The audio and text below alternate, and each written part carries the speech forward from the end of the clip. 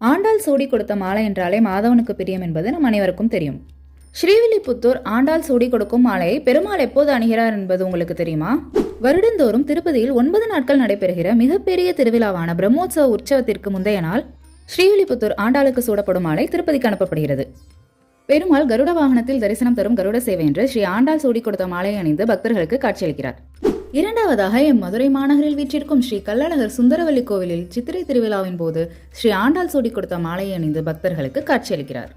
மூன்றாவதாக வருடந்தோறும் பிரம்மாண்டமாக மதுரையில் நடைபெறும் சித்திரை திருவிழாவின் போது கள்ளழகர் வைகை ஆற்றில் இறங்கும் புனிதமான வைபவத்திற்கு முந்தைய நாள் மதுரை தல்லாகுளத்தில் இருக்கும் ஸ்ரீ பிரசன்ன வெங்கடாச்சலபதி திருக்கோவிலுக்கு வரவழைக்கப்பட்ட ஸ்ரீவில்லிபுத்தூர் ஆண்டாள் சூடி கொடுத்த மாலையை அணிந்து பக்தர்களுக்கு காட்சியளிக்கிறார். இவ்வாறு தன் விசேஷ நாட்களில் பக்தை சூடி கொடுத்த மாலையை அணிந்து காட்சியளிக்கும் இந்த கருணாமூர்த்தியின் கருணையை என்னவென்று சொல்வது? தாங்கள் திருப்பதி பிரம்மோற்சவத்திலும் மதுரை சித்திரை திருவிழாவிலும் பங்கேற்றிருக்கிறீர்களா? தங்களுடைய கருத்துக்களை பதிவிடுங்கள்.